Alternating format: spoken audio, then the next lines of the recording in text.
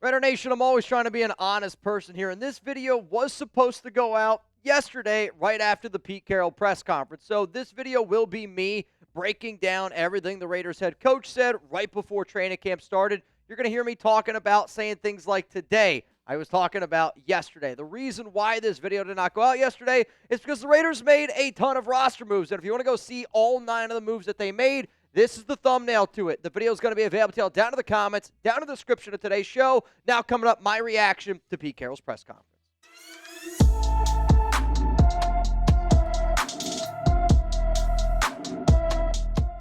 Coming up today here on the Raiders Report, the Silver and Black training camp has officially started. The veterans are in the building. The rookies are in the building. The coaching staff is in the building, and I'm also going to be breaking down what Raiders head coach Pete Carroll had to say at his press conference today. Now, if you did not know, you're probably living underneath a rock, and you're probably not subscribed to the Raiders Report, but the veterans, they ended up showing a training camp today, and the very first padded practice will be tomorrow, July 23rd. If you were expecting the Raiders to practice today, that was not going to happen. Essentially, it was them just showing up, passing physicals. Hey, how you doing? But you know who I know is doing really well? Our head coach, Pete Carroll. And at 73 years old, he had a lot of things to say about this upcoming team. And he spoke to the media, spoke on the podium. I will say this, I don't know who the hell is running the Raiders audio and the video, but we're a billion-dollar industry, right? I mean, a billion-dollar team. Can we get an upgrade on the video and the audio equipment? We could barely hear anything over here on the Raiders Report. So you know what I'm going to do?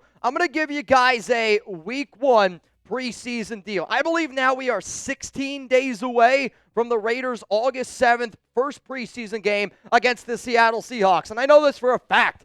Pete Carroll's going to want to win that game. Geno Smith is going to want to go out there and win that game. And if we get to 196,000 subs, I'm going to give away an Ashton Jeanty jersey. So make sure you're subscribed. Make sure those notifications are turned on, because not only will I be going live every single week, we're also going to be doing the Raiders preseason game, so make sure you're tuned in. So coming up next here, let's get into everything that Pete Carroll had to say at his presser. And when I say everything, I'm going to pick out the most important timelines and most important things in general. When asked about Christian Wilkins, Pete Carroll literally said that he doesn't know exactly when Wilkins is going to return. I know there's been a lot of speculation because there was a video that was released a few days ago about Wilkins. He's in the Raiders training room. He's dancing around in Crocs. I'll look at it like this. If Christian Wilkins is at the Raiders facility, that means the Raiders are always just saying, okay, you can do this, you can do that. That's what the medical team is going to be doing.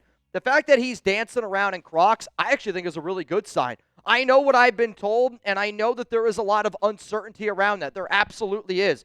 But I think the fact is this. Christian Wilkins looks like he's in good spirits. He's been working out. We will see what ends up happening. But the moment he passes a physical, he can go out there and practice. The day that you got to keep in mind, though, if he is still on the PUP list come August 26th at 4 p.m. Eastern Time, it's a Tuesday. I'll be live here on the Raiders Report. If he's still on the PUP list then he is out the first 4 weeks of the season. And then if he misses the next Week 5 game against the Colts, then he is out for the entire season. Let's go to the next thing that I thought Pete brought up that I wanted to mention here. Talking about Malcolm Koonce, and he said that he's a full go. When Malcolm tore his ACL last season, maybe it should have been, a little bit of a light bulb of, oh, shit, this is going to be a little bit of a rougher year than what we anticipated. But if our team is going to succeed the way that we're hoping to succeed, our secondary is a little bit weak. We'll talk about it here in a moment. Pete seems to be pretty fired up about him.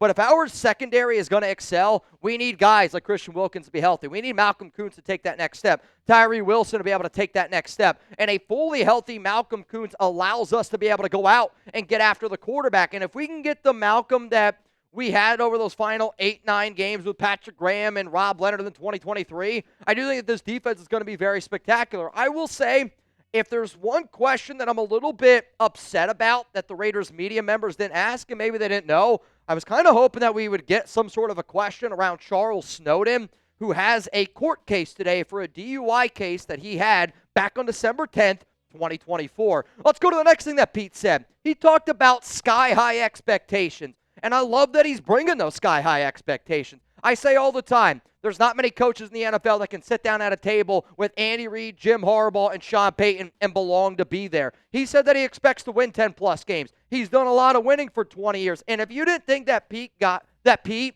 somebody that preaches every single day about competing, wasn't going to sit up there and tell you that he expects to win a ton of games. I don't think you know 73-year-old Pete Carroll all that well. So you know what? If Pete's going to say, I got sky-high expectations, I freaking love that type of mentality, man. And it's probably the most excited I've been for a Raiders season in a really long time. So the pinned comment that we're going to have here on today's show is this. If you bleed silver and black, if you're watching the video right now, how many games do you expect the Raiders to win this season? You're about to get hit with a YouTube ad break. While that ad is playing, scroll on down and answer the pinned comment. Believe it or not, it helps me out. After this YouTube ad break, I'm going to give you my answer. You know what? Let's go sky high. Let's go 10 wins. And maybe that's not sky high for some people, but 10 wins to me is a high expectation for a team that was one of the worst teams in the NFL last season. The next thing that Pete really talked about is the importance of being a good teammate. And when you're a good teammate, it not only makes you personally better as a leader, but it also makes everybody else around you better. And when you're trying to build something from the ground up, and I think when the Raiders are trying to do is they're trying to take a little bit of that Tom Brady, John Spytek from the Michigan days, and I think what you're seeing from the Raiders is they're going, we got a 2 to 3 year window. What we have been able to develop as a college football program, I want to be able to develop here in the NFL, a 2 to 3 year window. And being a good teammate, it's important. If Max Crosby's showing up to the facility at 6 a.m., every other Raiders player should go, wow, one of the highest paid players in the NFL is doing that. I'm going to go out there and doing that. If you want the first guy there, last guy to leave to be your best player, we have so many players that have that mentality. Brock Bowers, Jackson Powers-Johnson, Geno Smith, Max Crosby. We need that type of leadership, and being a good teammate is important when you're trying to establish what the Raiders are trying to establish. Carroll also said that he's in favor of playing young guys, and I think when you look at our cornerback room, Darien Porter, young guy. Eric Stokes, going to be a young guy. Even Jacorian Bennett, young player. You look at some of our players on at center, JPJ, which I know is probably not all that big of a surprise, but the Cameron Richardson is a young player. And the really important part of that, of what Pete had to say, is they're not just going to throw these guys to the fire. They are playing young players that they believe in, but also Pete's done this his entire career. And if you come from a tree of being able to have a process that you think works with young guys that resonates, then you get those young dudes out there on the field, and that's how great teams are made. Because when these young players who are on cheap contracts are able to be above and beyond what you're paying them, that then allows all these other guys to be able to take that step up, and you get better and better and better. That's how you build depth. That's how you build longevity. So he anticipates playing a lot of young players, and maybe he anticipates playing the Jack Beshes, the Dante Thorntons, the Trey Tuckers of the world. We're going to get to see a young team, and if they can build it the way they built it before, I'm telling you, man, this Raiders team is going to be special. I got some more takeaways coming up here in just a moment, but guess what? See this Ashton Jeanty guy? He's one dude I am really excited to see at training camp. I remember Ron Raspberry just a few minutes ago was saying, I'm going. I can't wait to see Jeanty get out there and play. Well, here's the thing. If you need an Ashton Jeanty jersey and you want to save some money, go to chatsports.com/Jeanty. That link is going to be in the comments, and it's going to be in the description of today's video. If you've been sitting around going, I want to get a Jeanty jersey, but I'm going to wait. I don't know if you're going to get a better deal than this. And, yeah, it's only $26. But I'll say this. Save $26, get a Jeanty jersey, and then use that $26 that you saved. You get 2 beers at a Raiders game. That sounds pretty good to me. Ashton Jeanty jerseys are on sale at the time that I'm making this video. And if you want to get this, you got to go down. chatsports.com/Jeanty. Let's keep it moving here on the Pete Carroll presser takeaways. He's excited about Germaine Pratt and Devin White. Kind of spoke about, what he expects from them from a leadership standpoint, from a linebacker room, and these were some of our newer additions. Now, I get it. Germaine was added in June. Devin White was added back during free agency, but White is a player that's got a lot of ties to John Spytek. Germaine Pratt also offers you some of that versatility in the coverage game, which, we really didn't have when we signed Devin and when we signed Landon Roberts. But the fact that Pete mentioned both of those players by name, I think is going to be something really important to watch at training camp. Let's go to one of maybe the biggest statements that Pete said from his press conference, at least to me. He thought that this Raiders secondary was really athletic, and he also said that he felt it might be his most athletic secondary that he's ever coached. And then he kind of chuckled and said, I bet those guys up north, meaning Seattle, are probably not going to like what I had to say about that. But if there is one thing we got to be able to sit back and realize is Pete's right. I mean, we have a lot of corners that when you talk about athletic ability, RAS score, just in the percentile of being an athlete, the Cameron Richardson is a phenomenal athlete. Darien Porter, phenomenal athlete. Jacorian Bennett, phenomenal athlete. Eric Stokes, really good athlete. We're talking about long, lanky, outside corners. And then, even from a safety perspective, I think Jeremy Chin brings some of that Cam Chancellor mentality. Isaiah Pola-Mao, yeah, he did struggle a little bit last season, was the 37th best safety out of 41 according to PFF. But I do think Isaiah Pola-Mao has some room to grow as an overall athlete. And if Pete Carroll is excited about the athletic upside that this secondary has, then you know what? It makes me even more excited to see what our secondary can bring. One of the other things that I love that Pete said is that he wants to be close to the fan base in a sense of he's going to have open practices. He said he's going to be more of like an open book. And what I thought about that was, a few years ago when Josh McDaniels and that whole regime was a part of the Raiders staff, they didn't let anybody know anything. Like, they didn't want to tell anyone anything. That's kind of like what the Patriot way was. But I think what Pete's really trying to show is, like, he wants to show Raider Nation that he's here to win, he's here to do a job, but he also knows how passionate of a fan base this is. And I think that our passion kind of matches what Pete's going to be able to bring to the table every single day. So the fact that Pete said today that he wants basically to build that relationship with this fan base, and he feels like that they're going to be able to do that through training camp practices, I absolutely love hearing that from our head coach.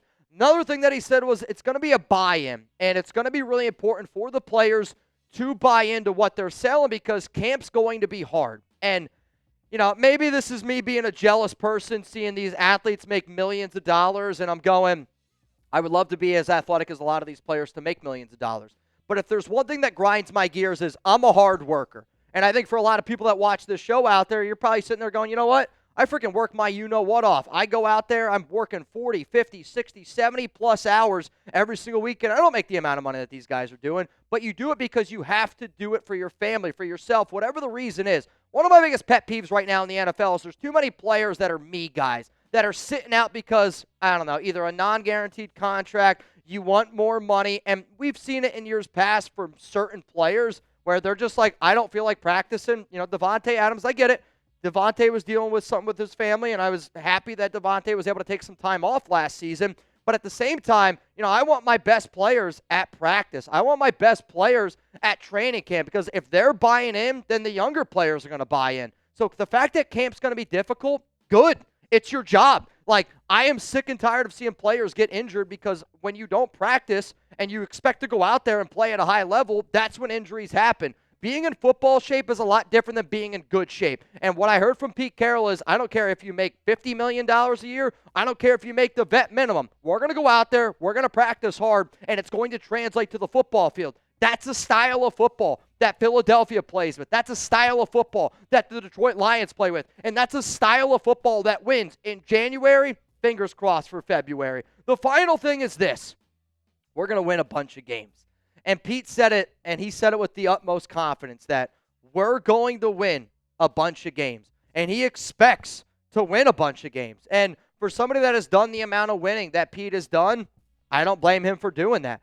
When you look at how much success that Pete Carroll and Geno Smith had, I think that this Raiders team is more talented than some of those Seahawks teams. Yes, they had more talented receivers, but from an offensive line standpoint, I don't think it's all that close. I think from a front defensive line standpoint, the Raiders are better. From a skill position standpoint, if you want to include the tight ends, I could make an argument that Brock Bowers, Michael Mayer, Jacoby Myers, Trey Tucker, Jack Bech, Dante Thornton Jr. might be better than what some of those Seahawks teams had, and they had a lot of talent on them. But Pete Carroll expects to win a bunch of games. So when you have a head coach that's going to stand in front of a bunch of 90 Raiders players, guys that, let's face it, have big egos, sometimes you need a 73-year-old man who's going to allow some of these guys to swallow their pride a little bit and say, I expect to win a lot because that's all I've done my entire life. I don't care what the Raiders have done the last 20 years. I don't care that over the past 23 years the Raiders have the second most losses behind only the Cleveland Browns.